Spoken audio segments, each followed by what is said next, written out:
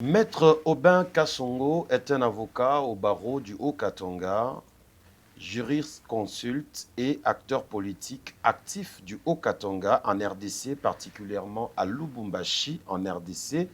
Il est reconnu comme porte-parole de l'opposition locale et milite pour le rajeunissement de la classe politique, apportant une expertise en droit des affaires et en questions publiques. Mesdames et messieurs, bonsoir et bienvenue. Notre invité est déjà là. Bienvenue dans ce nouveau numéro de la route principale qui vous propose différentes figures de la société et surtout des grandes figures. Lorsqu'il y a une actualité, lorsqu'il y a un dossier, nous invitons des gens qui sont mieux placés pour venir vous expliquer de quoi il s'agit et quelles sont les solutions ou les résolutions à prendre. Maître Aubin, bonjour et bienvenue. Bonjour Monsieur Hervé, le principal. Merci beaucoup de l'invitation. C'est toujours un honneur, un plaisir d'être invité sur ces prestigieux et beaux plateaux de Route Principale TV. Je voudrais commencer d'ailleurs par vous féliciter pour ces cadres qui est très excellent. Je pense que c'est carrément le premier à Lubumbashi ou dans les Hauts-Katanga. C'est des choses que nous voyons qu'en Kinshasa. Quand on voit notre frère katangais faire des choses comme ça, je sais que ça va inspirer beaucoup. Okay. Vous serez donc fiers d'avoir été un motivateur, un inspirateur. Donc, c'est toujours un honneur.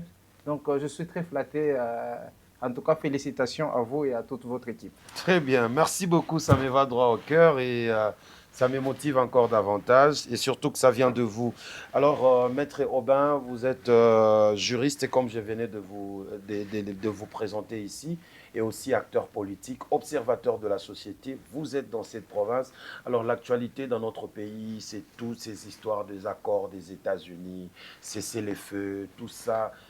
Les présidents de la République, les gouvernements de ces pays militent pour que la paix revienne en RDC.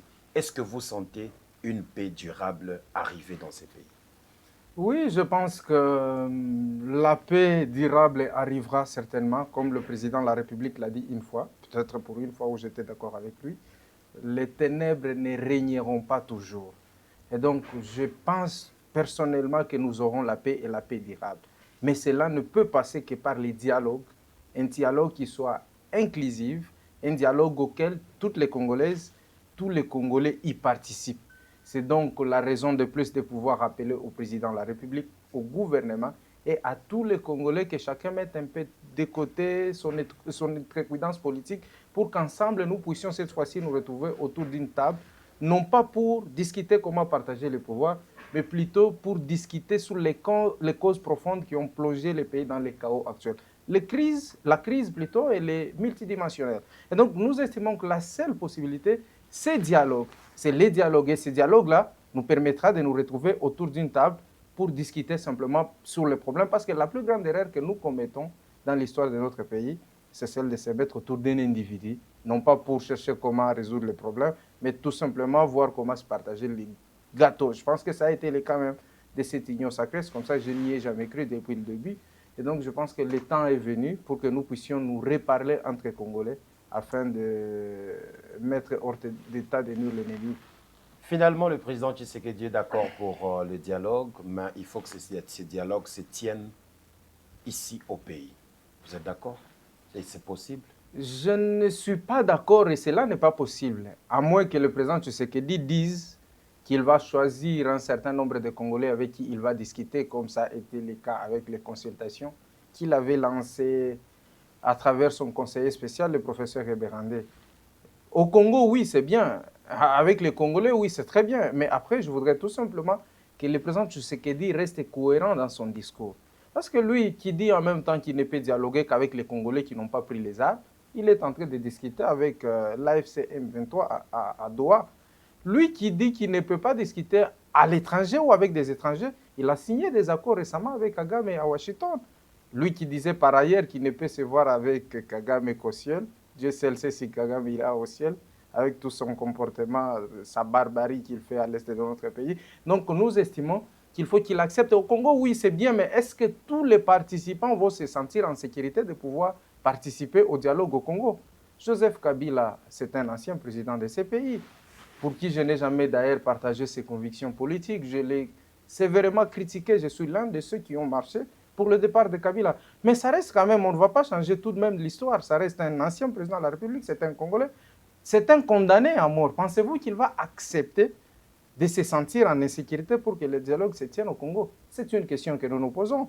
Moïse Katumbi est en exil, Franck Diongo et les autres. Il y a des opposants qui sont aussi en prison. Tout ça, ce sont des préalables qui doivent précéder ce dialogue. Le dialogue, c'est oui, mais il faut que ça soit tenu pour un but, pour un objectif qui n'est autre que celui de résoudre les problèmes des Congolais, de mettre fin à cette crise qui est devenue multidimensionnelle, comme je le disais, et qui semble même devenir sempiternelle.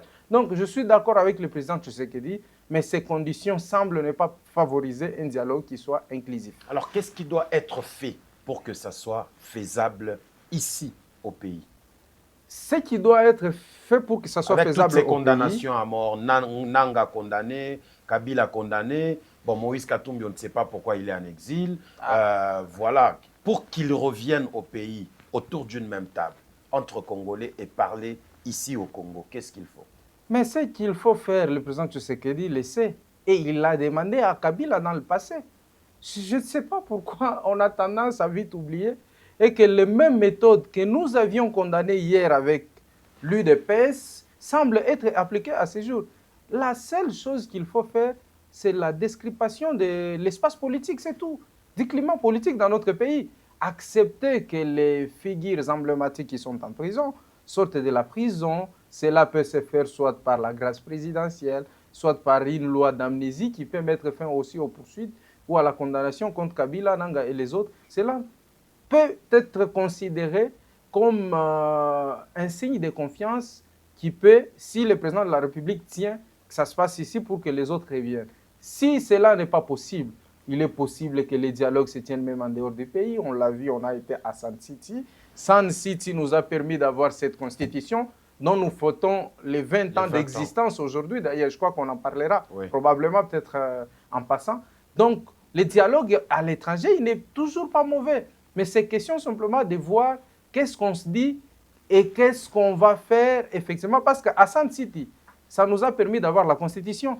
Ça nous a permis d'avoir les institutions de la République. Ça nous a permis de réunifier le pays et de mettre fin à la guerre et de tenir finalement les premières élections démocratiques en 2006. Et donc, si le président Tshisekedi a prêté serment sur cette constitution, c'est parce qu'il y a des Congolais qui ont accepté de mettre un peu de côté les égos politiques pour se mettre, discuter et avoir cette constitution. Et donc, le pays ne se gère pas sur base de ses humeurs politiques, ça se gère sur base de son histoire. Et l'histoire récente de notre pays nous enseigne que le dialogue nous a permis de résoudre beaucoup de problèmes.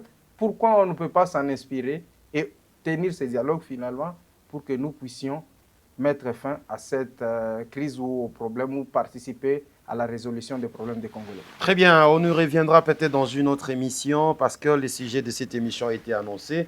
Comme vous l'avez dit, on va brosser aussi sur la Constitution, 20 ans de cette Constitution de la RDC, celle qui nous a facilité à avoir les institutions, celle qui nous a facilité à avoir beaucoup de choses, 20 ans aujourd'hui. Vous pensez que notre Constitution, elle est bonne, elle a été protégée, elle a été respectée et nous pouvons être fiers de la fêter aujourd'hui? Oui, 20 ans, ça devrait se célébrer et je pense que cette constitution, elle est très belle, très très belle même. Et je voudrais même dire qu'elle était une belle femme, elle n'a pas besoin d'être violée, elle a plutôt besoin d'être protégée. Et donc, j'estime que 20 ans, c'est l'âge de la maturité, bien qu'elle soit majeure à ce jour, mais elle n'a pas besoin d'être violée quand même. Donc, nous devons tous ensemble participer pour que nous puissions consolider les acquis de cette constitution. Oui, certains vous diront probablement qu'il faut la changer, il faut la revisiter. La changer, non, parce qu'il n'y a pas de mécanisme qui peuvent nous permettre de changer cette constitution. La revisiter, la réviser, oui, c'est envisageable, mais est-ce que le moment est opportun? Non.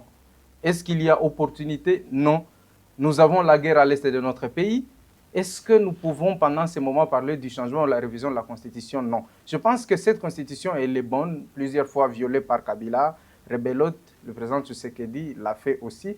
Mais nous estimons qu'il faut vraiment consolider les acquis de cette Constitution. Voilà pourquoi j'ai toujours pensé même que de la même façon que nous avions dit au président Kabila, glissement jamais. En 2028, nous devons être prêts à crier plus fort que jamais. Constitution, toujours, pas une seule minute de plus pour M. Tshisekedi. Donc, je suivis le professeur André Mbata, qui est constitutionnaliste d'ailleurs, et il a fait appel à tout le Congolais. Donc, tout Congolais qui se sent à l'aise à participer aux assises, à donner des propositions, à donner ses pensées par rapport à cette constitution. Est-ce qu'il faut la garder? Est-ce qu'il faut la révisiter? Est-ce qu'il faut la changer? Il paraît qu'il y a des assises qui doivent s'organiser d'ici peu où on va convoquer tout ce monde-là, les juristes, les journalistes, les politiques, pour qu'on puisse discuter autour de cette constitution. Vous pensez que le moment est opportun, le moment est mieux placé et c'est important même de faire cette démarche-là? Le professeur Mbata, c'est simplement parce que les ridicules ne tuent pas. Lorsque le professeur Bochab avait lancé aussi, ou s'est lancé dans ces schémas-là pour révisiter, changer cette constitution envoyée par Kabila, bien sûr, à l'époque, le professeur Mbata a été l'un de ceux qui ont défendu flegmatiquement cette constitution. Je ne sais pas pourquoi aujourd'hui il doit faire ces revirements politiques pour parler de la réflexion. En fait, c'est une tentative de changement de cette constitution. Et l'article 165 de cette constitution est clair. Tous ceux qui poussent au président de la République de violer cette constitution intentionnellement, c'est une haute trahison. Et ceux qui l'encouragent doivent être poursuivis pour complicité. Et donc, je pense que le professeur Mbata fait partie de ces personnes-là. Et ce débat n'est pas nouveau. Rappelez-vous, en fin 2024 et début 2025, ce débat a été lancé, ça m'a valu 3 mois de clandestinité, ici au Katanga. Et donc, nous estimons simplement, à cette époque, nous disions d'ailleurs que vous jouez avec les faits. Cette constitution que vous voulez changer, ça risque de ne pas nous donner la cohésion, la stabilité politique. Ça y est, il a fallu que l'AFC 23 prenne Goma pour qu'on comprenne qu'il faut arrêter avec le projet du changement de la constitution. Donc, moi, j'estime que ces gens-là, comme les Mbata et consorts, c'est des gens qui n'aiment pas les chefs de l'État. Ce sont les gens qui l'adulent, qui les flattent, qui ne sont là que pour leurs intérêts égoïstes. La Constitution ici, comme l'a dit le professeur Mbaou, est comme une femme d'autrui. Et la femme d'autrui, on ne la touche pas en désordre. Vous êtes marié comme moi. La seule fois que l'on touche la femme mariée, c'est à l'hôpital par les gynécologues. Et toutes les fois qu'il le fait, on n'est jamais tranquille. Tous. Les mariés qui nous suivent, ils savent.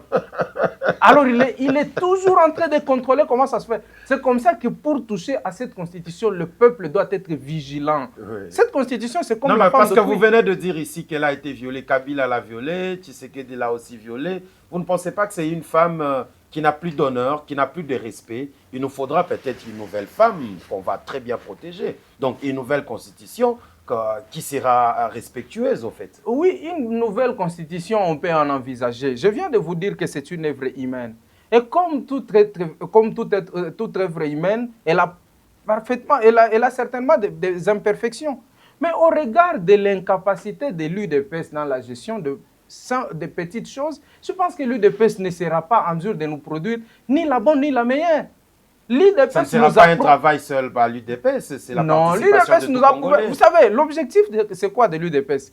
C'est de changer cette constitution pour que le président de la République ait la possibilité de se représenter pour la 3e fois. Est-ce qu'il en a envie? Ah, il vous dira probablement qu'il n'a pas envie de se représenter. Mais quand le moment viendra, quand cette constitution sera changée, on connaît. Moi, je connais beaucoup de choses qu'il a dites pour lequel il n'a jamais respecté. Non, quand le moment viendra, attention, il avait dit que ce n'était pas facile. Je réponds. Un mandat, un deuxième, et puis envisager un autre mandat. Ça, c'était au début. C'est fatigant. Ça, c'était au début de son pouvoir. Quelqu'un a dit que le pouvoir rend fou. Et le fou ne rend jamais le pouvoir.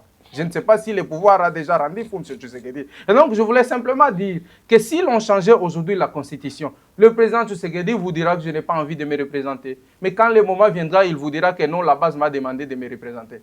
Et que chez nous, à l'UDPS, on respecte les mots de la base. Donc, on sait comment ça fonctionne.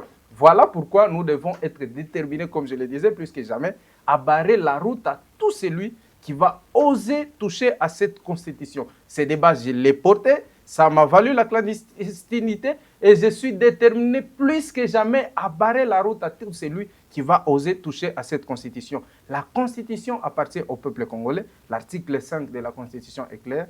La souveraineté est dévolue au peuple congolais. Donc, point n'est besoin de toucher à cette constitution pour se maintenir au pouvoir. Ils ont fait 5 ans pour la première fois, 5 ans pour la deuxième fois. Le président Tshisekedi, qu'il parte, que nous ayons les élections. Si c'est son dauphin qui va les remporter, c'est la démocratie, on va le laisser travailler. Mais chercher à modifier, à changer cette constitution pour se maintenir au pouvoir, c'est illégal, c'est inconstitutionnel, c'est même illégitime. Alors, comment évaluez-vous la gestion de la République jusque-là, de M. Tshisekedi, avant qu'on aborde notre sujet du jour? Bon, je pense que lorsque le président Tshisekedi prenait le pouvoir en 2019, lui-même a donné la seule condition sur la base sur laquelle on doit l'évaluer. Il a dit que c'était la paix à l'est de notre pays. Il a dit, si je ne mets pas fin à la guerre, c'est que j'aurais échoué mon mandat. Là, il s'agissait d'ailleurs de son premier mandat. Mais puisque pendant qu'il prenait le pouvoir, Bunagana n'était pas entre les mains de M23, Goma non plus, Bukavu n'en parlons même pas et les autres localités. Donc, vous avez la réponse de savoir si le président Tshisekedi a échoué ou il a réussi son mandat, son premier et aujourd'hui son deuxième mandat. Mais vous sentez quand même la paix venir, avec tous ces accords qui... La paix reviendra si tous les Congolais participent. Non, les accords, non. Les accords, non. D'abord, dans ces accords, on a bradé simplement nos minéraux et notre souveraineté. Le président Tshisekedi, on l'a félicité pour avoir obtenu la résolution 2773. Dans cette résolution, le Conseil de sécurité des Nations Unies établissait la responsabilité du Rwanda et demandait aux troupes rwandaises de quitter les sols congolais sans condition. Plutôt que de faire appliquer cette résolution, le président Tshisekedi a signé un accord avec le Rwanda dans lequel la RDC prend la responsabilité de neutraliser le FDLR. La RDC accepte de co-gérer les minéraux ainsi que le parc avec les Rwandais. Et au lieu aussi d'exiger peut-être à Kagame de discuter avec les FDLR, mais nous, on nous a exigé même de continuer les poursuites avec les M23, de continuer à discuter avec les M23. D'ailleurs, quand on sait que le prétexte est fallacieux de Kagame de nous agresser, il a toujours dit non, les FDLR constituent une menace. Pourtant, l'ambassadeur au Rwanda, au micro de votre confrère Christian Lusakweno, avait clairement dit que les FDLR ne représentent plus une menace pour les Rwandais. Et donc, avec cet accord-là, demain, lorsqu'on ne va pas neutraliser ces FDLR, le président Kagame vous dira non, Tshisekedi avait pris l'engagement de neutraliser, il ne l'a pas fait. Et aujourd'hui, la question même que nous posons, où se trouvent ces FDLR-là? C'est dans la partie occupée par le Rwanda. Pourquoi le président Tshisekedi ne devrait même pas d'abord exiger le retrait des troupes rwandaises et puis ensuite, il va prendre la responsabilité de les neutraliser? Parce que tant qu'il n'y a pas le retrait de ces troupes-là, comment on va les neutraliser? Et dans ça, dites-moi, c'est quoi la victoire de la RDC? La cogestion de nos minéraux? Aucun schéma pour revenir à la paix. C'est ça que je dis. C'est quoi la victoire? La neutralisation des FDLR? La continuité de discussion avec les M23 AFC? Ou la cogestion de nos minéraux et nos parcs? Non, je pense qu'il n'y a pas la victoire pour la RDC. La seule possibilité qui nous permettra de retrouver la paix, c'est les dialogues auxquels tous les Congolais participent. Très bien. Alors, ici, on va revenir en province, dans la province du Haut-Katanga, où l'on constate l'intérim prolongé. Jacques Kabila, pratiquement 6 mois à Kinshasa. Martin Kazembe, son adjoint, joue l'intérim. Ici, nous voulons savoir, parce que vous avez la Constitution là-bas, quelle est la durée maximale légale d'un intérim pour un gouverneur en RDC selon la Constitution et les lois organiques? Merci pour cette question. Je pense que cette émission pourra nous permettre quand même d'éclairer les téléspectateurs. C'est ça même l'objectif. Je suivis le problème avec notre pays, c'est que chacun se réveille le matin, probablement sans brosser ses dents, et il interprète aussi la Constitution, même s'il n'a pas fait les droits. Et ici, je n'ai pas que la Constitution. J'ai amené la Constitution de notre pays, la loi sur la libre administration des provinces, ainsi que la loi sur les ETD, les entités territorialement décentralisées. Et donc, c'est pour vous dire simplement qu'au regard de ces deux lois et même de la Constitution, nulle part il est déterminé l'intérim d'un gouverneur adjoint. D'ailleurs, je voudrais d'abord vous revenir à ce que vous disiez. L'intérim n'existe pas, il s'agit de la suppléance. Le gouverneur a été élu sur la même liste que son vice.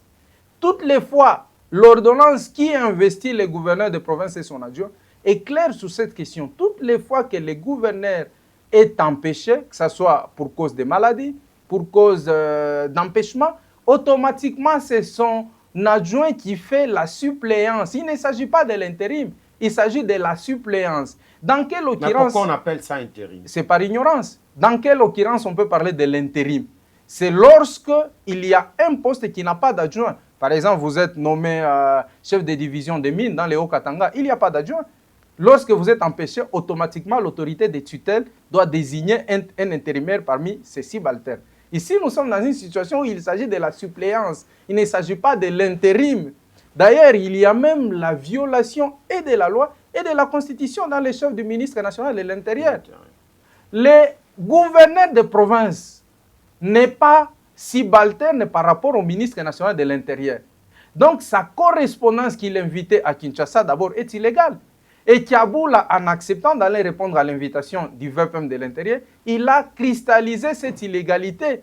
Parce que ces modes de gestion... Ce n'est pas son chef hiérarchique. Il n'est pas son chef hiérarchique. Oh. La seule personne ou la seule institution qui est habilitée à sanctionner les gouverneurs de province, c'est l'Assemblée provinciale qui peut même les destituer. Et la deuxième personne qui peut les destituer, c'est le président de la République, mais dans une seule occurrence, lorsqu'il y a la crise persistante entre les institutions en province. Cette fois-là, le président de la République a la possibilité soit de dissoudre l'Assemblée provinciale, soit de destituer carrément les gouverneurs de province. D'ailleurs, l'article 30, l'article 31 de la loi sur la libre administration des provinces va un peu même plus loin. Même lorsqu'il y a une motion de censure et que le gouverneur de province est destitué, son gouvernement et lui-même reste en fonction jusqu'à l'installation d'un nouveau gouvernement. Voilà pourquoi aujourd'hui le VPM de l'Intérieur est en difficulté de pouvoir sanctionner Kiaboula. Il ne peut pas les suspendre. Je mets à défi tout juriste. Est-ce qu'il y a une disposition légale qui donne compétence au ministre national de l'Intérieur de pouvoir sanctionner un gouverneur de province? Ça n'existe pas.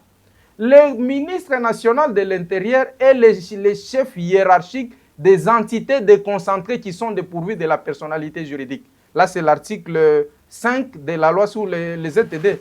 Quels sont les territoires, les groupements ainsi que les villages? Là, leur chef hiérarchique, c'est le VPM de l'Intérieur.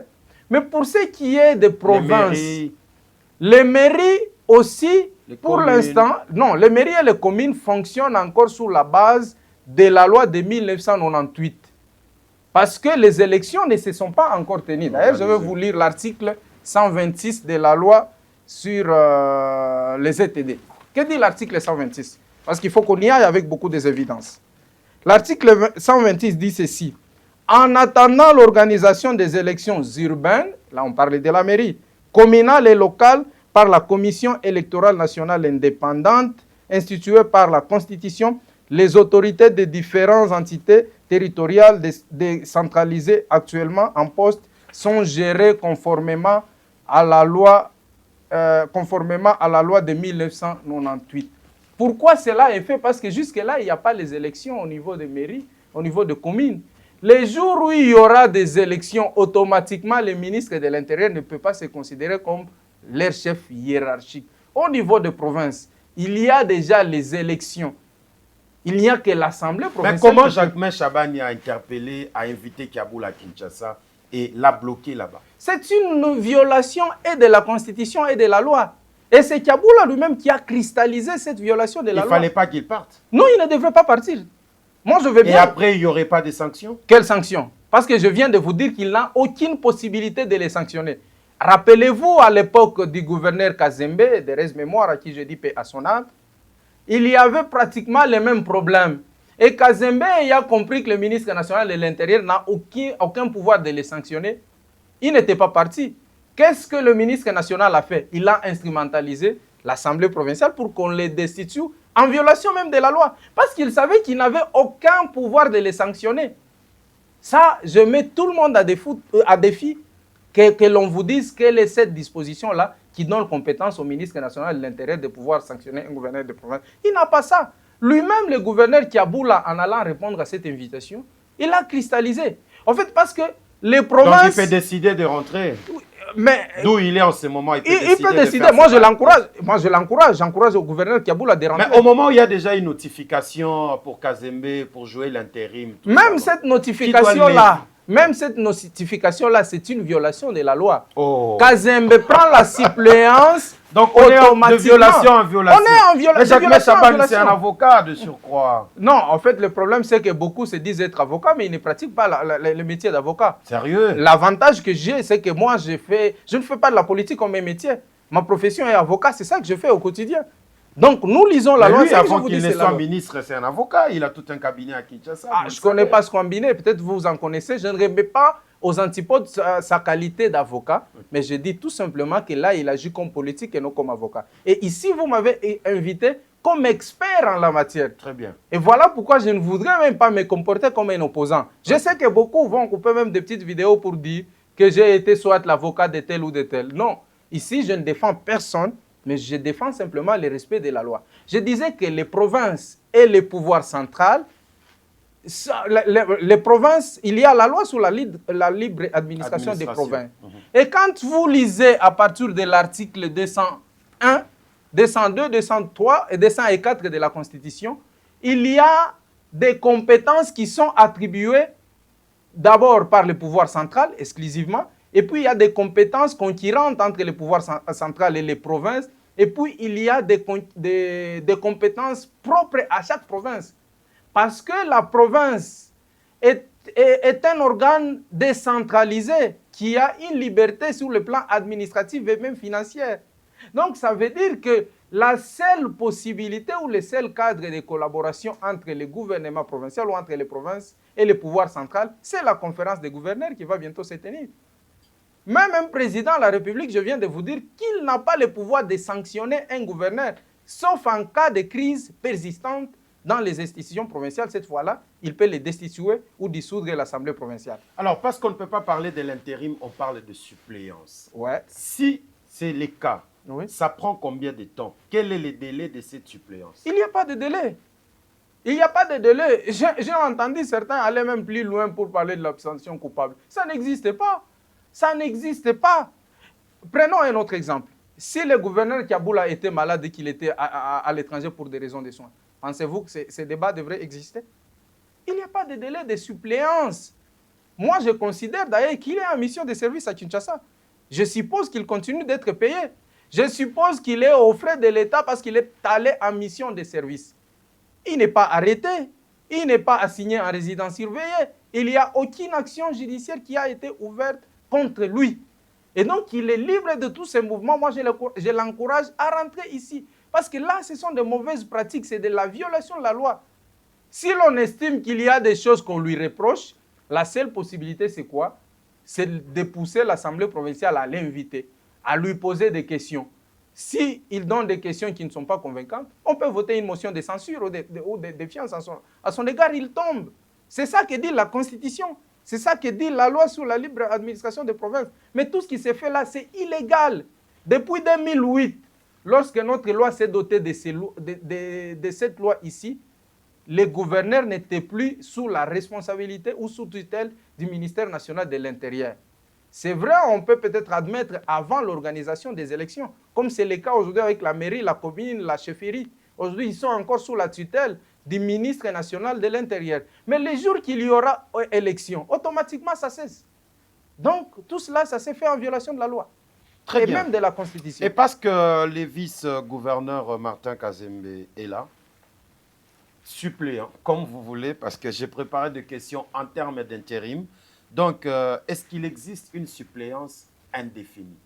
Ou soit encore, on doit déclarer une vacance par la Cour constitutionnelle?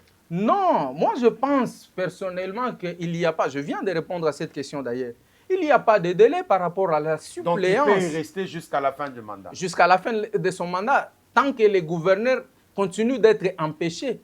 Il n'y a pas de délai par rapport à ça, ça c'est un. De deux, j'entends bien parler de certaines choses. Moi je pense qu'il y a un problème de compétences. Et il y a un conflit de compétences entre le pouvoir central et la province du Haut-Katanga. Qu'est-ce que la loi ou la Constitution prévoit dans cette hypothèse? La seule possibilité, c'est que la province doit saisir la Cour constitutionnelle pour l'interprétation, tout simplement. Et la province, là, c'est qui? Qui doit saisir la Cour constitutionnelle? Mais la Constitution est claire à ses propos. C'est lui qui engage la province, c'est le gouverneur de province. Puisqu'il est empêché à Kinshasa, c'est son vice automatiquement. C'est celui qui engage la province et qui représente en justice la province. Et l'Assemblée provinciale n'a pas de personnalité juridique. C'est un organe attaché à la province. Et donc l'Assemblée ne peut pas saisir la Cour constitutionnelle. La seule possibilité qui est donnée à l'Assemblée provinciale, c'est lorsqu'il y a violation de la Constitution. Cette fois-là, son président peut saisir la Cour constitutionnelle pour inconstitutionnalité, tout simplement. Mais dans les cas sous examen, c'est lui qui représente la province en justice, c'est le gouverneur de province. Puisqu'il est empêché, c'est son vice automatiquement qui fait la suppléance. Et donc, dans les cas sous examen, il n'y a aucune violation de la loi ni de la Constitution. Je veux bien ceux qui vous disent, que ceux qui parlent même de l'intérim, qu'elle est de 3 mois, qu'ils vous disent. Il est dit sur base de quelle disposition légale ou constitutionnelle? Qu'ils vous disent, tous ceux qui vous disent qu'il y a l'illégalité. Il n'y a aucune loi qui dit ça. Mais qu'ils vous le disent. Qu'ils vous donnent ne fût-ce qu'un seul article de la Constitution ou de la loi sur la libre administration des provinces qui dit ça. Vous avez suivi des conférences de presse, est-ce qu'on a cité la Constitution même? Est-ce qu'on a cité la Constitution? Non. On parle comme ça simplement parce qu'on a besoin de faire un buzz. Parce qu'on a Donc besoin vous de voulez se dire refaire. que Maître Justin Kela a créé un buzz? Il a créé un débat politique ou juridique aussi? En fait, vous savez déjà, quand vous m'adressiez cette invitation, je savais que je me retrouvais dans une position pratiquement hardie. Parce que c'est toujours gênant d'administrer un cours à un aîné. Maître Justin, c'est un aîné que je respecte beaucoup. Mais à ce propos, je comprends peut-être qu'il a agi comme un acteur politique et non comme avocat. Parce qu'il n'y a pas la violation de la loi. Posez la question à Maître Justin qui est là. Il y a eu la violation de quelle disposition constitutionnelle ou légale? Vous avez suivi sa conférence de presse? J'ai suivi sa conférence. Les raisons qu'il a évoquées. Il a parlé de l'abstention coupable. Je suis venu ici, j'ai le code pénal ici. J'ai même les livres, les infractions de A à Z. Je vais vous lire ce qu'on entend par l'abstention coupable. Allez-y. Pour que les téléspectateurs comprennent s'il y a abstention coupable, oui ou non. Oui. Parce que lui est en train de reprocher au bureau de l'Assemblée provinciale, je ne sais pas, qu'ils vous disent d'abord qu'aurait dû faire le bureau de l'Assemblée provinciale. Allons d'abord pour savoir c'est quoi l'abstention coupable. Et je rappelle que l'abstention coupable est prévue par l'article 150 du Code pénal, livre 2. Lui ne vous a pas donné la disposition légale. Et voici ce que dit l'article 150. Faut vous en donner quand même. Ouais, voici ce que dit l'article 150.g. On dit ceci, il y a abstention coupable d'un fonctionnaire lorsque, voilà, je disais, je vais lire l'article 150. Il y a abstention coupable lorsqu'un fonctionnaire qui s'abstient volontairement de faire dans les délais qui lui est imparti par la loi ou par le règlement un acte de sa fonction ou de son emploi qui lui a été régulièrement demandé. Alors la question que je pose à M. Justin qui est là, qu'aurait dû faire l'Assemblée, le bureau de l'Assemblée provinciale? Et même alors, cette infraction-là vise un individu. Et là, il est en train de désigner un organe qui est le bureau de l'Assemblée provinciale. Je ne sais pas, à titre individuel, comment il sait. Parce que quand vous lisez les règlements intérieurs de l'Assemblée provinciale, chaque membre du bureau a ses attributions. Mais lui a fait une dénonciation contre tous les membres.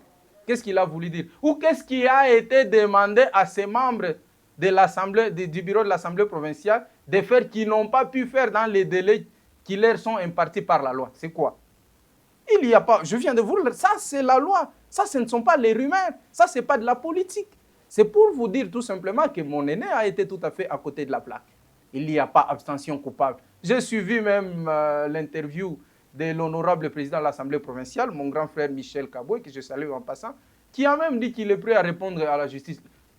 Prêt à répondre à quoi? La justice ne va même pas ouvrir un dossier à ses propos, parce que c'est vide. Il n'y a pas abstention coupable, parce que je viens de vous démontrer qu'il n'y a pas quelque chose qu'on a demandé aux membres du bureau de l'Assemblée provinciale qui n'ont pas fait dans les délais prévus par la loi. C'est quoi? C'est cela l'infraction d'abstention coupable. Mais le reste, c'est de la politique, c'est des rumeurs. Et nous disons toujours que les rumeurs dans la rue et les droits au palais. Alors, avant qu'on évolue, établissez-nous d'abord une différence en droit, la dénonciation et la plainte, c'est quoi la différence? En réalité, il n'y a presque pas de différence. Mais la seule différence, c'est qu'il y a dénonciation. Lorsque vous n'êtes pas victime directe de cette infraction, vous portez quand même à la connaissance de la justice l'infraction. Il y a une plainte lorsque vous êtes victime directe de cette infraction et vous vous plaignez vous-même. Je donne l'exemple. Monsieur Hervé a été tabassé par mon collaborateur David. S'il a besoin de se plaindre, il se plaint lui-même parce qu'il est victime de coups et blessures. Voilà. Mais si moi je participais à ce comportement indigne, j'ai la possibilité de dénoncer tout simplement parce que je ne suis pas victime de ces coups et blessures. Voilà donc la différence entre la dénonciation et la plainte. Ah, très bien. Alors, parce qu'ici, on cite l'Assemblée provinciale. Quel est le rôle exact de l'Assemblée provinciale dans l'élection d'un nouveau gouverneur? Convocation, procédure et délai. Non, c'est ça que je disais. Le rôle du bureau de l'Assemblée provinciale, c'est de jouer pratiquement le rôle d'un arbitre entre l'exécutif et le législatif. Voilà pourquoi lorsque vous lisez les règlements intérieurs, savez-vous d'ailleurs que les membres du bureau ne votent pas, ne participent pas au vote. Un membre du bureau ne peut pas faire une motion contre un gouverneur de province, contre un membre du gouvernement, que ce soit une motion de censure ou de défiance. Pourquoi? Parce qu'ils sont considérés comme une église au milieu du village. C'est là même que je dis que s'il faut peut-être qu'on agisse, s'il faut qu'on interpelle le gouvernement provincial, ce n'est pas au bureau de le faire. Il appartient aux députés, à un député, de les déposer entre les mains du bureau de l'Assemblée. Et le bureau se charge de transmettre, que ce soit une question orale avec débat, que ce soit une interpellation ou que ce soit une motion de censure ou de défiance. C'est le bureau qui les transmet vers l'exécutif provincial. Voilà pourquoi je viens de vous dire que le bureau est comme un pont entre les députés provinciaux et l'exécutif qui est le gouvernement provincial. Donc, estimer même que le bureau a commis ou les membres du bureau ont commis une abstention coupable, je pense que c'est illogique. Alors, dites-nous, toute cette situation que nous vivons là, y a-t-il crise ou pas? Il n'y a pas de crise. Parce que la crise ne peut pas être identifiée à un individu. Parce qu'ici, tout tourne autour du fait que le gouverneur Kiaboula est bloqué à Kinshasa. Il y a crise lorsqu'il n'y a pas entente entre l'Assemblée provinciale et le gouvernement provincial. Je donne un exemple. Peut-être l'Assemblée provinciale fait une motion de censure contre un gouvernement qui tombe. On met en place un autre gouvernement, on le fait tomber. On met un autre. Cette fois-là, il y a une crise persistante entre l'exécutif et le législatif au niveau provincial. Et c'est dans cette occurrence que le président de la République a la possibilité, même le pouvoir, soit de faire le choix de dissoudre l'Assemblée provinciale, soit encore de destituer le gouverneur de province. Et là encore, la loi dit que les élections doivent se tenir dans les 30 jours qui suivent la destitution. Alors, dans le respect de loi, dans le respect des droits humains, tout ça, Kiaboula a fait plus de 6 mois à Kinshasa. Oui. On apprend qu'il est entendu, qu'il est entre les mains de services de sécurité. Il est sous instruction, je ne sais pas quoi ou quoi.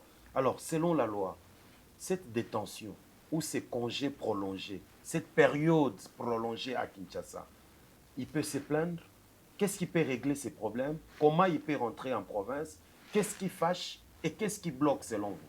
Un jeu politique où les services de sécurité ont le plein droit de les bloquer jusqu'à la dernière instruction? Moi, je ne pense pas que les services de sécurité l'ont bloqué à Kinshasa. Je ne voudrais pas accuser injustement les services de sécurité. Mais les services de sécurité ont le pouvoir d'interpeller toute personne. Ça peut être pour des raisons d'enquête.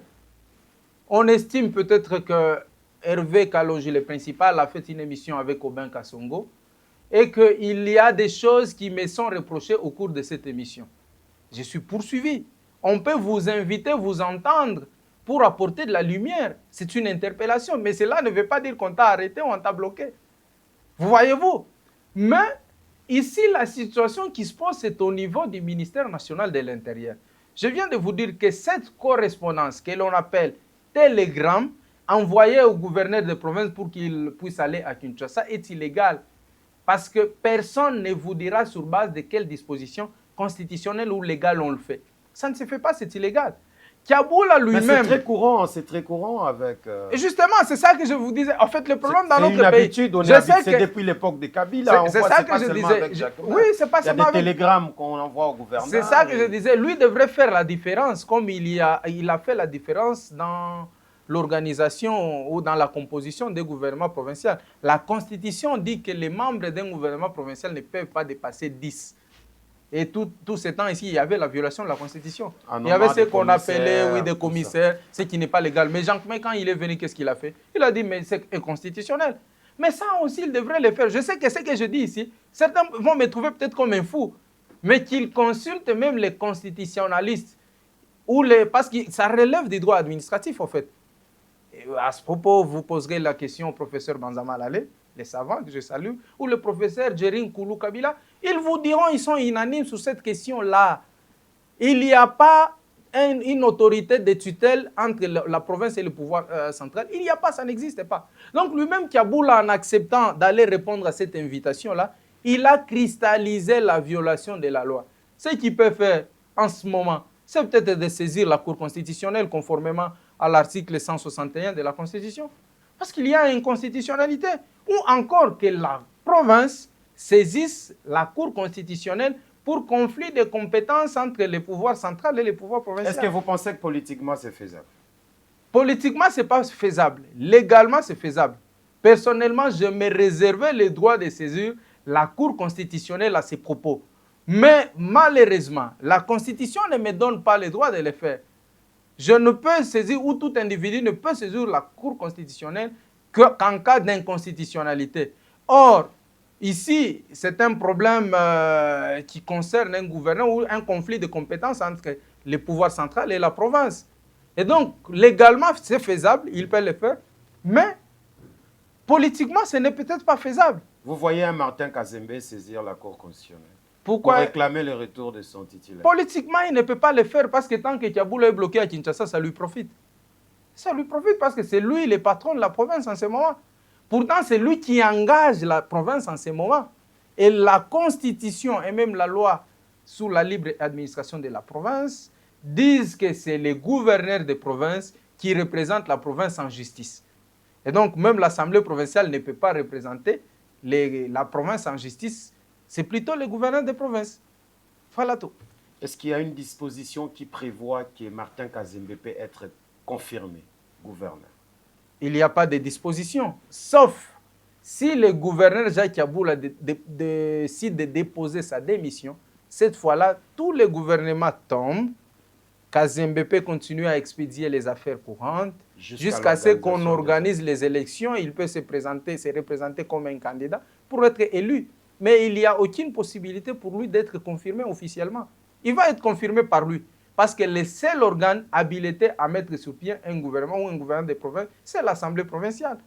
Tout doit se faire par les élections au niveau de l'hémicycle provincial. Donc il n'y a aucune possibilité, juridiquement parlant, légalement. Mais si c'est politiquement, ça c'est autre chose. Parce qu'on est encore sur Martin Kazembe, est-ce qu'il a le droit de remanier ou de composer un gouvernement à l'instant? Non, il n'en a pas. Il n'en a pas parce qu'il ne fait que la suppléance. Les nominations dans la fonction publique provinciale? Les nominations, c'est un acte administratif, il peut le faire. Il peut le faire.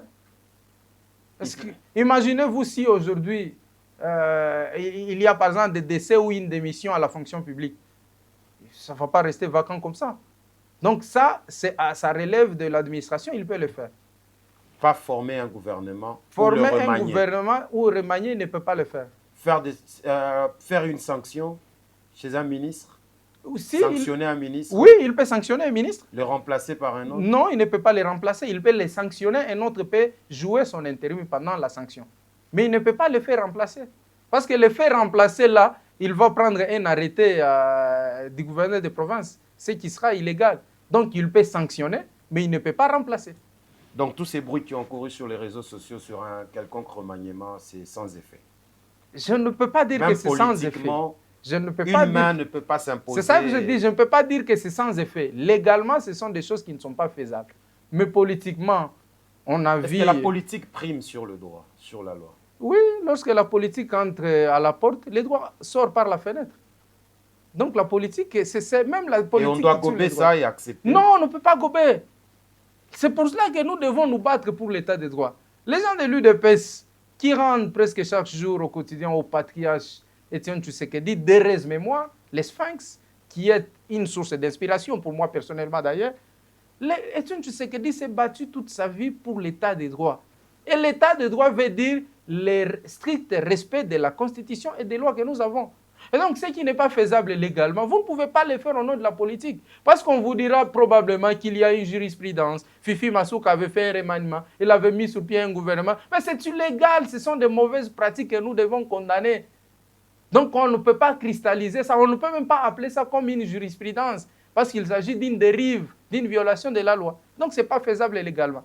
Alors, ici, on doit retenir qu'il n'y aura aucune sanction contre le membre de l'Assemblée provinciale sur de l'Assemblée provinciale sur la dénonciation faite par Maître Justin Kela. Pas de sanctions, pas de poursuites, pas de procès. Aller même sur la base des poursuites, c'est encore aller un peu plus loin. Il n'y aura même pas l'ouverture d'un dossier contre les membres du bureau de l'Assemblée provinciale. Il n'y aura pas parce qu'il n'y a pas abstention coupable. Je viens de vous définir ce qu'est l'abstention coupable qui est prévue par l'article 150.g du Code pénal livre 2. Et là, je vous ai donné même les éléments constitutifs de cette infraction-là. Il n'y a pas abstention coupable parce que pour qu'on parle de l'abstention coupable, il faut que l'on demande à un fonctionnaire quelque chose dans les délais qui lui est imparti par la loi et il s'abstient de les faire. Alors la question que je pose à M. Justin, qu'est-ce qu'on a demandé aux membres du bureau de faire dans les délais de la loi qu'ils n'ont pas pu faire? C'est là, tout doit partir de là. Et donc, il n'y a pas abstention coupable et par conséquent, on ne peut même pas ouvrir un dossier à ces propos. Je sais que le procureur général, quand il a reçu ces dossiers-là, il a demandé simplement à ce collègue magistrat de les jeter dans la poubelle. Tout simplement. Sérieux, ça? Oui. Exactement. Ça a été jeté dans la poubelle. Donc, Maître Justin Kela a fait un travail qui n'aura pas d'effet. Non, comment vous allez appeler ça un travail? Il n'a pas fait un travail. Il a voulu simplement créer le buzz pour qu'on parle de lui, tout simplement. Ça fait partie du jeu politique, hein? Je l'encourage politiquement. Mais légalement, je ne l'encourage pas. Oh, Seigneur Jésus. Alors, vous êtes politique, on va aller aussi sur des questions politiques très rapidement avant qu'on puisse citer. L'intérim prolongé au Haut-Katanga et à Kinshasa de Jacques Yabula Kato risque-t-il de bloquer le développement de cette province? Moi, je pense qu'il faudrait peut-être que le président de la République intervienne aussi. Parce qu'au regard de cette constitution, il est le garant du bon fonctionnement des institutions, aussi bien au niveau national, provincial que local. Et donc, à ces propos, il a la possibilité de faire régner carrément la paix. Soit demander le retour ou exiger le retour de Kiaboula en province. Si on lui reproche des choses, demander que l'Assemblée provinciale puisse l'interpeller et il peut venir avec ses moyens de défense. Soit encore, transférer les dossiers devant la justice. Si Kiaboula est condamné par la justice, automatiquement, il va tomber. Il va être démissionnaire. Et ce sont là les deux possibilités. Mais laisser la province dans ses chevauchements. Je vois comment l'El Kazembe et l'El Kiaboula, ils s'insultent presque tous les jours. Même là, je sais que parfois, on va me faire coller soit chez l'un, soit chez l'autre. Ce qui n'est pas normal. Vous vous sentez et donc, je suis du côté de la loi, tout simplement. Je suis du côté de la loi. Et qu'est-ce que les gens disent? Dans vos analyses, ils vous collent qui? Kazembe ou Kiaboula? Ah, si je le dis, alors cette fois-là, j'entre dans l'autre président. Que les téléspectateurs répondent même à cette question. Ils répondront probablement à cette question. Donc moi, je voulais simplement dire que le président de la République intervienne. Parce que ce n'est pas beau à voir. Parce qu'aujourd'hui, j'ai entendu même quelqu'un me dire que toi, tu as été au front, tu as attaqué Kiaboula, mais depuis que Kazembe est là, tu ne l'attaques pas, mais on ne tire pas tout de même sur un corbillard. On ne tire pas sur un corbillard. Ici, c'est que je voudrais dire tout simplement que dans la province, il y a beaucoup de chantiers qui sont aux arrêts. C'est quoi la raison pourquoi Kazembe ne continue pas avec les projets qui ont été lancés par Kiaboula? Il faut qu'il nous donne des raisons. Dans les arcanes politiques, il est dit qu'il y a certains projets pour lesquels Kiaboula a fait décaisser de l'argent, mais qui ne sont jamais arrivés, chez l'exécutant ou chez la société qui exécute les travaux. Si c'est cela le cas, porter des faits devant la justice pour que Kiaboula réponde de ses actes. Mais si vous ne le faites pas, nous comprenons que c'est vous qui ne le faites pas, soit au nom de la haine, au nom de la jalousie, ou parce que vous ne voulez pas qu'on dise que non, les ponts de la révolution, c'est Kiaboula qui l'avait construit alors que c'est vous qui êtes là aujourd'hui. Non, il y a la continuité des services de l'État. Et donc, ça, il faut que le président de la République intervienne. Et pire encore, ils sont tous de l'union sacrée. Qu'est-ce qu'il se coffre? Mais sur la gestion des affaires, la gestion financière, Kazembe a le droit, il a la signature. Exactement. Il peut engager, il peut signer des contrats de marché. Exactement. Il a ces droits-là. Mais ce qui est inquiétant, c'est qu'il ne peut pas signer d'autres contrats tout en laissant les contrats précédents souffrir. Alors, si on vous comprend bien, l'absence de Kiaboula bloque beaucoup de choses. Non, je n'ai pas dit ça. Je n'ai pas dit ça. On ne peut pas limiter cette province à un individu. Non, mais vous avez dit qu'il y a des projets qui n'évoluent pas, il y a des travaux qui n'évoluent pas. Donc, Non, j'ai dit tout simplement, ce que je dis, c'est ceci. Il y a des chantiers qui ont été initiés par Kiaboula qui n'évoluent plus. Mais aujourd'hui, Kazembe a initié aussi plusieurs chantiers qui évoluent bien. Lesquels, par exemple? Par exemple, ici, à côté de votre bureau, il y a l'avenue qui quitte de la Révolution vers Kilela-Balanda, derrière l'Ogefra. Ouais. Je vis que c'est totalement asphalté. Ouais. J'ai vu, il y a l'avenue Mukunto au plateau qui est en train d'être asphalté. J'ai vu à Likassi... Mais c'est des projets laissés par Kiaboula. Je ne sais pas. Mais moi, je vis comment on a commencé ça maintenant. Si c'est le projet laissé par Kiaboula, je ne sais pas. Okay. Mais je vis, on a commencé. Donc, ce que je voudrais dire, tout simplement... D'ailleurs, Kiaboula était dans la gabegie financière. On est là en train de lui jeter des fleurs, comment il a construit les bâtiments de l'Assemblée provinciale. Est-ce que Kiaboula peut nous dire pourquoi le premier bâtiment qui a été construit a été rasé?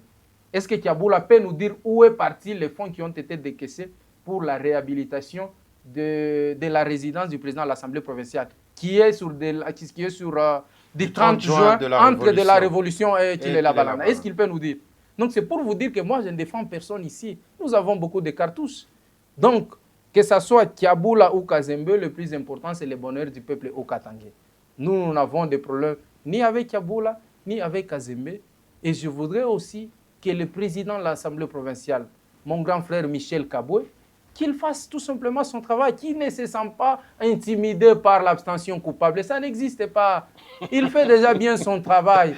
Et donc, le président de l'Assemblée provinciale doit garder la sérénité. Okay. Il n'y a pas de l'abstention coupable. Il ne peut même pas s'attendre à répondre à des invitations de la justice parce que ça ne viendra pas, parce que ce ne sont là que des buzz et des rumeurs de la rue. Très bien. Honorable Michel Kaboué, on vous salue. Alors, en tant que politicien de l'opposition, comment évaluez-vous les motivations politiques derrière cette situation? Et là, je peux remettre ma casquette d'opposant. De politique, opposant, voilà. Là, je remets ma veste d'opposant. Oui, vous disiez, c'était quoi la question? J'ai dit ceci, en votre qualité de politicien de l'opposition, ouais. Comment vous évaluez les motivations politiques derrière cette situation? Non, derrière cette situation, je pense que d'abord, Kiaboula n'avait pas compris tôt qu'il faut quitter les choses avant que les choses vous quittent.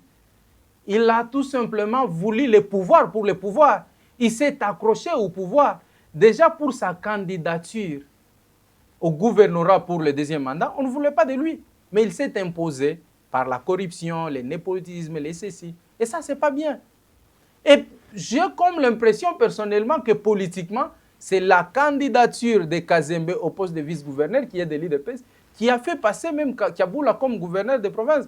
Mais qu'est-ce que Kiaboula a fait aujourd'hui? Parce que j'entends bien beaucoup de gens dire que Kazembe est en train de chercher la chute de Kiaboula. Mais Kiaboula a tiré des manettes pour que l'on destitue dans cette province le vice-gouverneur. On l'a vu à l'Assemblée provinciale. Mais Kazembe s'est tué. Il a gardé le calme. Donc j'estime que politiquement par là, Kiaboula lui-même n'a pas voulu quitter les choses avant que les choses ne puissent lui quitter. Il a voulu le pouvoir par le pouvoir. Je peux même l'encourager à démissionner. Qu'il démissionne, mais on ne veut pas de lui en l'union sacrée. C'est ça qu'il faut dire politiquement. Pourquoi on le bloque à Kinshasa de manière tout à fait illégale? C'est parce qu'on ne veut pas de lui. S'il y avait des évidences qu'on mette Kiaboula soit entre les mains des services nationaux, des services de sécurité, soit entre les mains de justice pour qu'ils répondent de ces actes. Vous-même, vous les rappelez sur ce plateau que ça fait plus de 6 mois. Mais dans les 6 mois, est-ce qu'on n'a pas réuni les éléments suffisants pour le mettre soit... La vérité, c'est que politiquement, on ne veut pas de lui, que Kiaboula démissionne tout simplement. Lui ne doit pas vouloir le pouvoir pour le pouvoir. D'ailleurs, pendant que nous combattions pour le départ de Kabila, Kiaboula, lui chantait « Kabila ni Wandani, ni Wandani ». Nous avions combattu Kabila. Lui chantait Kabila. Mais aujourd'hui, Lorsque nous combattons ou lorsque nous critiquons le pouvoir de Tshisekedi, je vois même certains qui aboulistes nous dire « Non, vous êtes des aînés, nous aimons ». Mais vous, La vraiment, politique vous aimez? est dynamique. Non, ça, ce n'est pas le dynamisme de la politique. C'est de la transhumance. Et la transhumance, ce sont des antivaleurs. Non, mais ou les quelqu'un qui a la débauchages. volonté de servir son pays, bon, quand les choses changent, il change. Non, ça, ce n'est pas la volonté de aider servir le son pays. Ça, c'est simplement le pouvoir. Vous pensez que si on n'avait pas reconduit Kiaboula comme gouverneur, il serait, depuis l'époque de FCC-Cash, il serait aujourd'hui à l'Union sacrée? Non. Il est là-bas simplement pour chercher le pouvoir. Et il n'est pas que lui, il n'y a pas que lui, il y a beaucoup, les Lambert Mende, les Chio Kitundu et les autres, ils sont nombreux. Et cette génération ici, moi je dis toujours à mes camarades jeunes, voilà pourquoi je dis, hein, on ne peut pas faire la politique comme une profession. Parce que vous allez vous accrocher à des postes et vous allez chercher toujours à être dans la majorité. Ce qu'il faut faire, même les jeunes gens qui me demandent comment faire pour entrer en politique, cherchez-vous même un petit travail où vous avez la possibilité de vous trouver même un petit pain et vous vivez dignement sur base de votre travail. Mais lorsque vous êtes en politique, surtout pour nous les jeunes, parce que vous cherchez un peu d'argent, les postes, c'est là que je vois beaucoup de jeunes, ils sont dans le suivisme, ils sont en train de chanter. Je vois même on envoie certains pour aller insulter Kiaboula, et demain on envoie d'autres pour aller insulter Kazembe.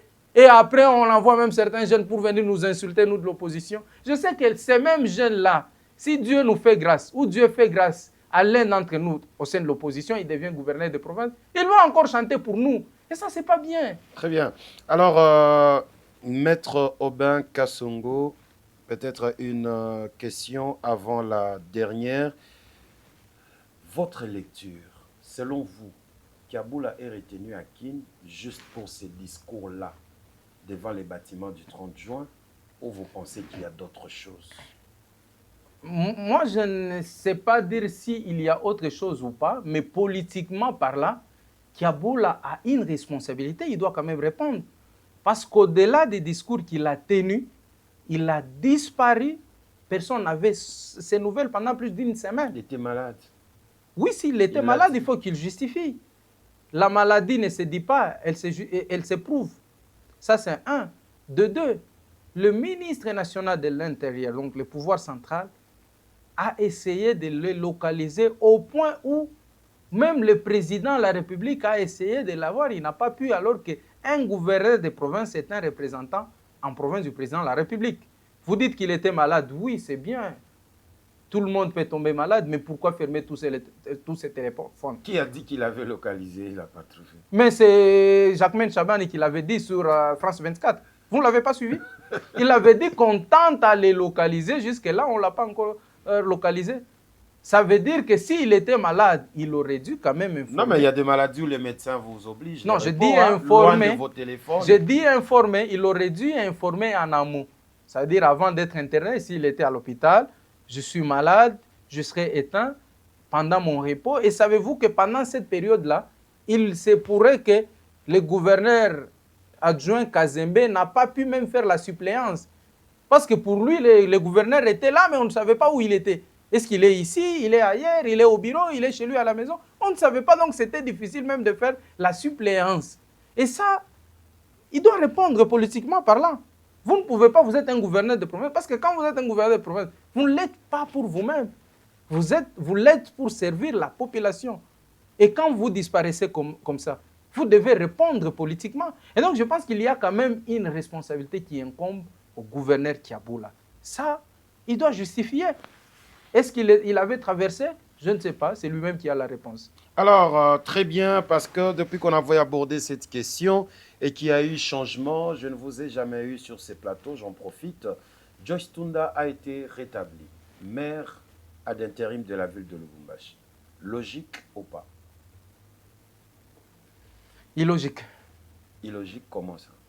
Parce qu'on ne désigne pas quelqu'un comme maire adjoint et comme maire titulaire intérimaire et comme maire titulaire adjoint par une correspondance d'un vice-ministre de l'Intérieur. Il a été désigné comme maire intérimaire. Le Conseil d'État avait tranché les problèmes. Non, au-delà du Conseil d'État.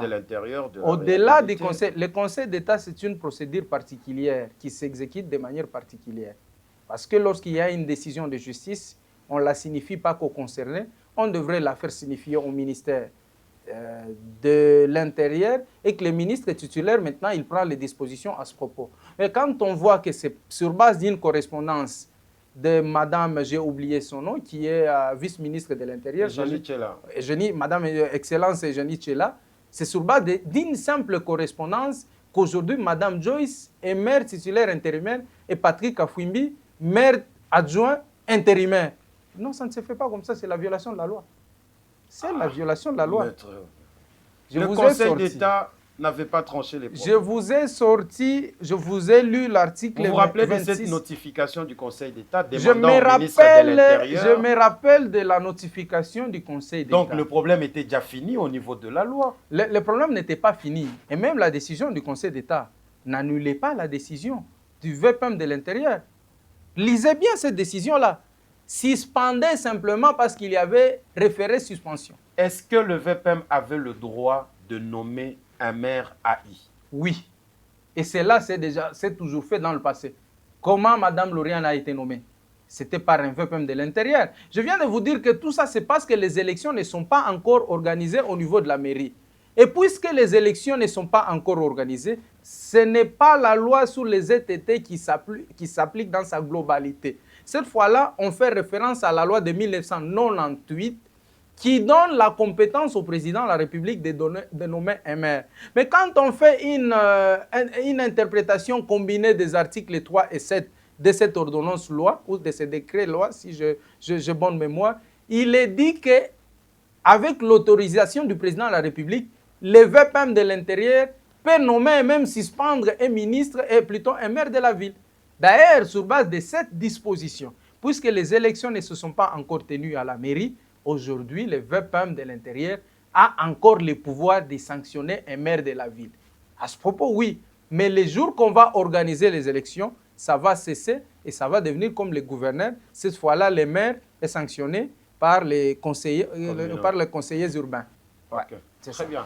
Alors, merci à vous d'avoir répondu à notre invitation. Mais je n'ai aucun problème avec Madame la maire, parce que beaucoup de gens ont dit que je Mais comment vous trouvez sa gestion, son travail? Non, je pense qu'elle est dans ce dynamisme-là, elle est en train de travailler. Et les conseils que je peux donner, on n'a pas besoin de tensions inutiles. Il faut qu'il y ait une collaboration franche entre lui et mais vous sentez qu'il y a déjà la paix, non? Oui, il y a déjà la paix. Et puis, elle travaille bien, la dame. Donc, je l'encourage, il n'y a aucun problème. Très bien. Alors, mesdames et messieurs, nous voici à la fin de cette émission. Maître Robin Kassongo a répondu pratiquement à toutes nos questions. Alors, le Haut-Katongais se déchire. Un message, regardez tout droit dans cette caméra. Les jeunes comme vous le dites, sur les réseaux sociaux, même physiquement comme ça, frontalement, ils s'affrontent, ils s'injurient pour de fins politiques. Ils sont derrière les politiciens. Et généralement, moi, je pense que ça nous fait perdre le temps. Au lieu de se concentrer sur les idées, à nous amener au développement de ces pays, mais les gens passent leur temps à consommer des gigas de journée en journée pour des insultes et des attaques. Un message à tous ces gens. Ce que je peux lancer comme message à toute la jeunesse de la province, c'est que cette province ici ne va pas se construire sur la base des injures, non. Je sais qu'on nous dit souvent que la jeunesse est l'avenir de ces pays. Non. La jeunesse, c'est le présent de ces pays. Puisque nous avons encore la vigueur, le dynamisme, c'est le moment de travailler dans l'unité, dans la concorde, dans la cohésion, dans l'unité, dans la stabilité de notre province. N'acceptez jamais, au coût de quelques billets de banque, d'insulter les autres ou de se faire utiliser ou d'être dans le suivisme. L'avenir de cette province est radieux, tout comme l'avenir de ces pays est radieux. La seule possibilité qui nous permettra de faire développer cette province, cette ville et même cette commune, c'est l'engagement. Ne soyez pas dans l'inaction. Jean-Luc Mélenchon, l'opposant français, a dit quelque chose de fantastique. Lorsque vous refusez de vous engager pour le meilleur, vous perdez ensuite les droits de vous plaindre lorsqu'il y a les pires. Et donc, plutôt que d'être dans des jérémiades, de nous plaindre, la jeunesse, nous avons la responsabilité de nous engager, de nous indigner, de dénoncer, de conseiller, si vous avez la possibilité de parler avec une autorité, de ne pas l'insulter. Vous pouvez l'interpeller, vous pouvez le critiquer sans l'insulter, sans être dans des invectives. Et donc, c'est ça notre responsabilité de nous, la jeunesse.